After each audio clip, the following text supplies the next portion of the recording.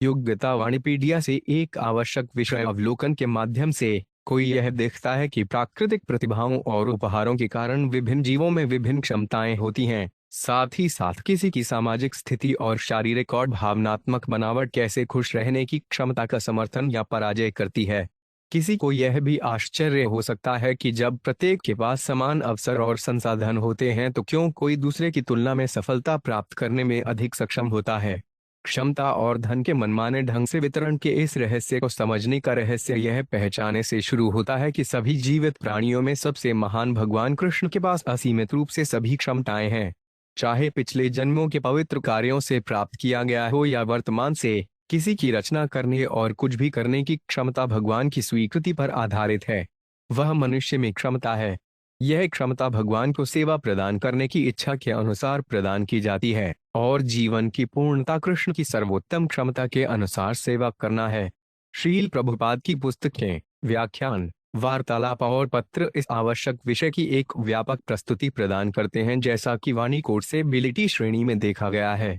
निम्नलिखित 8 उदाहरणों में उनकी पुस्तकों से एक परिचय नीचे दिया गया है। श्रील प्रभुपाद की पुस्तकों के उदाहरण: जब श्रुत देव भगवान कृष्ण और उनके सहयोगियों का स्वागत कर रहे थे तो वे दिव्य आनंद में स्वयं को भूल गए। भगवान और उनके साथियों का स्वागत करने के बाद वे अपनी क्षमता के अनुसार फल, धूप, सुगंधित जल, सुगंधित मिट्टी, तुलसी के पत्ते, कुश भूसे और कमल के फूल लाए। वे कीमती वस्तुएं नहीं थीं और उन्हें आसानी से प्राप्त किया जा सकता था, लेकिन क्योंकि वे भक्तिपूर्ण प्रेम के साथ अर्पित किए गए थे, भगवान कृष्ण और उनके सहयोगियों ने उन्हें सहर्ष स्वीकार कर लिया। कृष्ण पुस्तक, अध्याय 86। सभी भारतीयों को अपनी क्षमता के अनुसार कृष्ण भावनामृत आंदोलन की प्रगति में मदद करनी चाहिए। तब वे श्री चैतन्य महाप्रभु के वास्तविक अनुयायी माने जाएंगे। दुर्भाग्य से यहाँ तक कि कुछ तथाकथित वैष्णव भी ईर्ष्या से इस आंदोलन के साथ सहयोग करने से इनकार करते हैं, बल्कि कई तरह से इसकी निंदा करते हैं। हमें यह कहते हुए बहुत खेद है कि ये लोग अनावश्यक रूप से हमारी गतिविधियों से ईर्ष्या करते हुए हमारे साथ दोष निकालने की कोशिश करते हैं। हालांकि हम कृष्ण भावनामृत आंदोलन को यवनों और म्लेच्छों के देशों में सीधे पेश करने की अपनी पूरी क्षमता से कोशिश कर रहे हैं। चैतन्य चरितामृत, अंत्य लीला 3.51। जब तक राजा इंद्रकमल के तने में लिपटे हुए पानी में रहते थे, नहुष अपने ज्ञान, तपस्या और रहस्यवादी शक्ति के कारण स्वर्गीय राज्य पर शासन करने की क्षमता से लैस थे।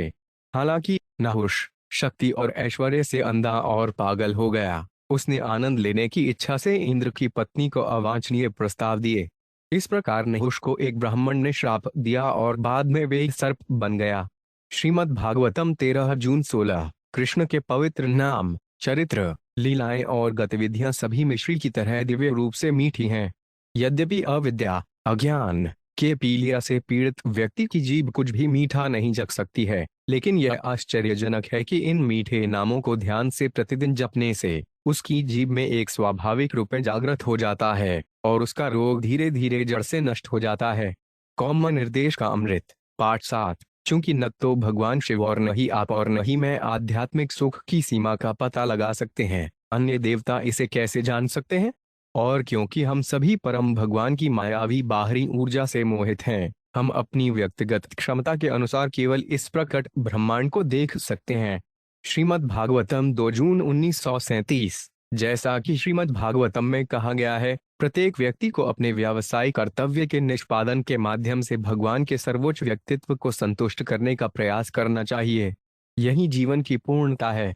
इस प्रणाली को दैवी वर्णाश्रम कहा जाता है।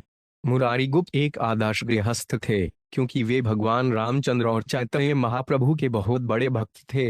एक चिकित्सक के रूप में अभ्यास करके उन्होंने अपने परिवार का पालन पोषण किया और साथ ही भगवान चैतन्य को अपनी सर्वश्रेष्ठ क्षमता के अनुसार संतुष्ट किया। यही गृहस्थ जीवन का आदर्श है। चैतन्य चरितामृत, आदि लीला 10.50।